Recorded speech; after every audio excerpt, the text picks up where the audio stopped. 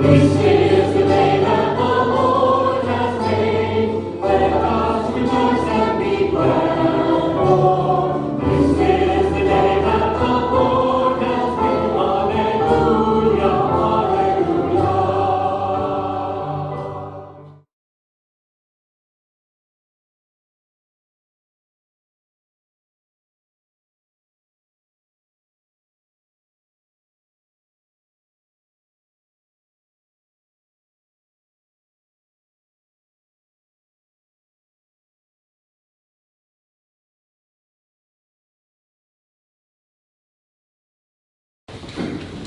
A reading from the first book of Samuel. Samuel said to Saul, "Stop. Let me tell you what the Lord said to me last night." Saul replied, "Speak." Samuel then said, "Though little in your own esteem, are you not leader of the tribes of Israel? The Lord anointed you king of Israel, and sent you on a mission, saying, 'Go and put the sinful Amalekites under a ban of destruction.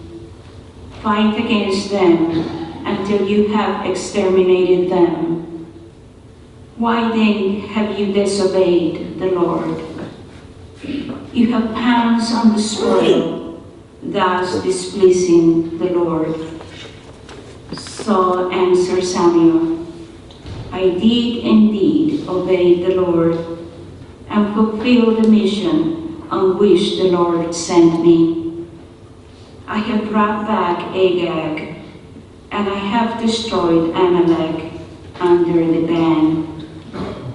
But from the spoil the men took sheep and oxen, the best of what had been banned, to sacrifice to the Lord their God in Gilgal."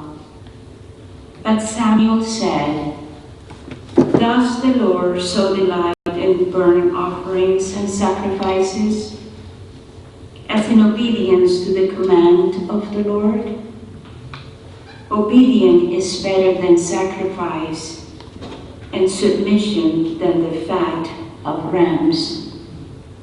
For the same like divination is rebellion, and presumption is the crime of idolatry. Because you have rejected the command of the Lord, He, too, has rejected you as ruler." The word of the Lord.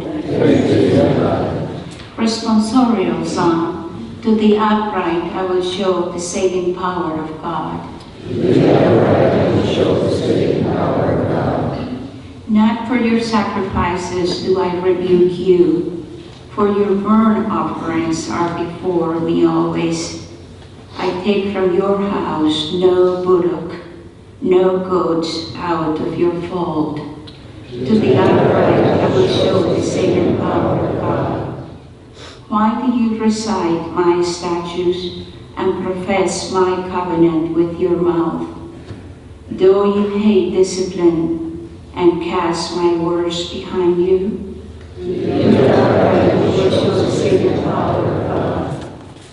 when you do these things, shall I be deaf to it?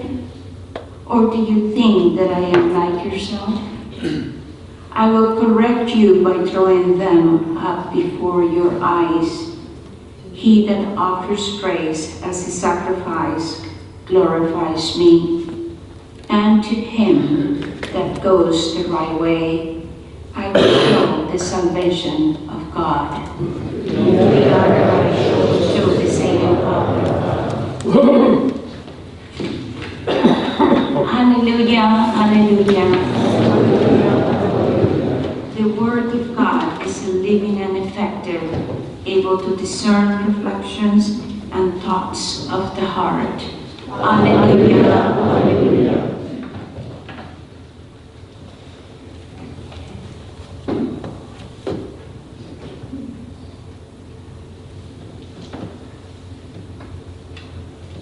The Lord be with you. And with your spirit. A reading from the Holy Gospel according to Mark. Glory to you, Lord.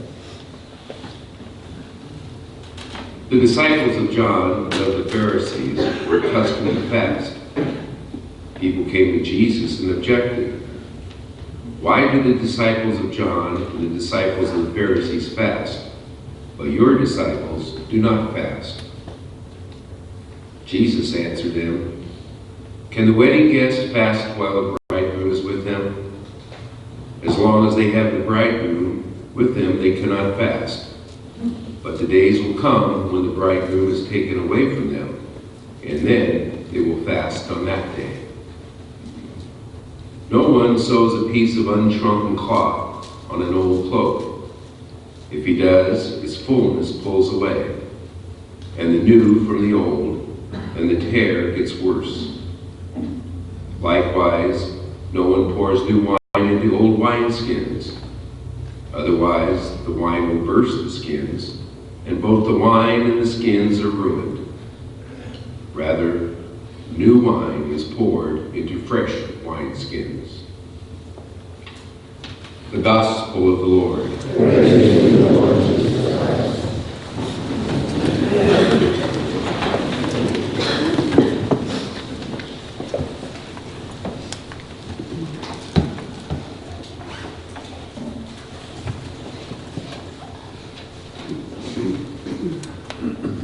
Good morning. Well, I assume that you, like myself, have been pondering the gift God gave us in Dr. Martin Luther King over the weekend.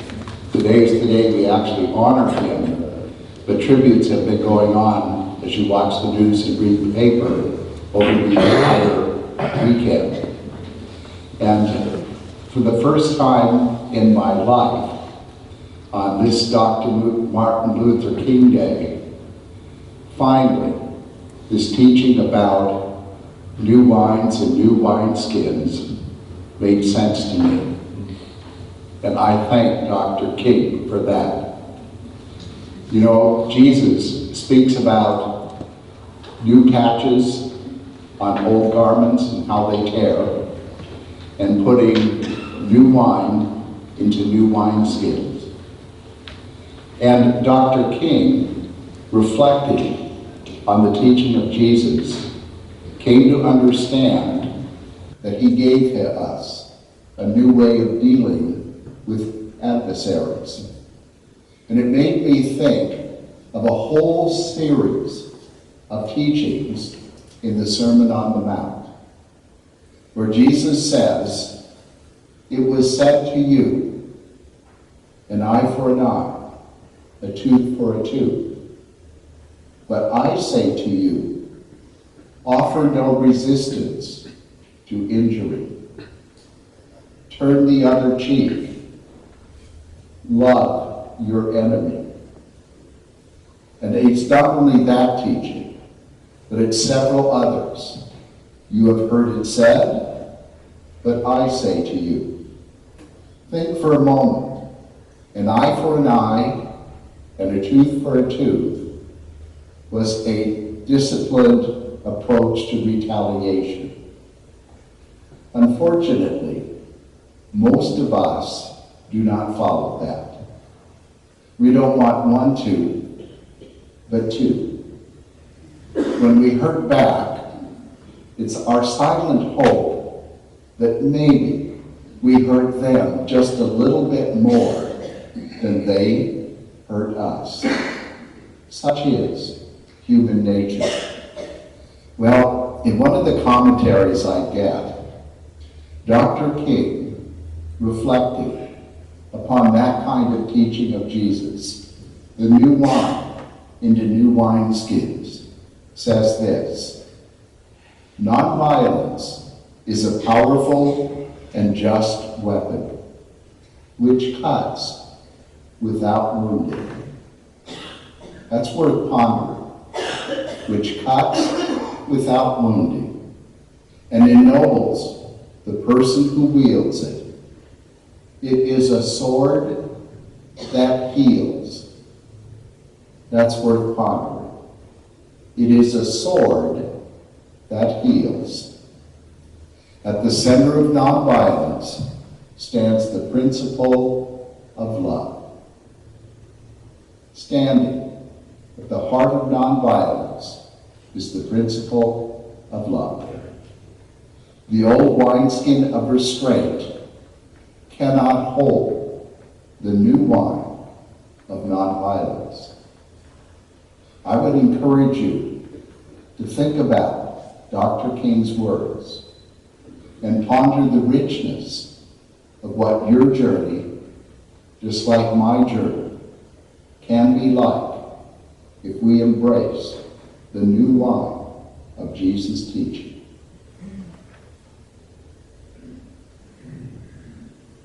I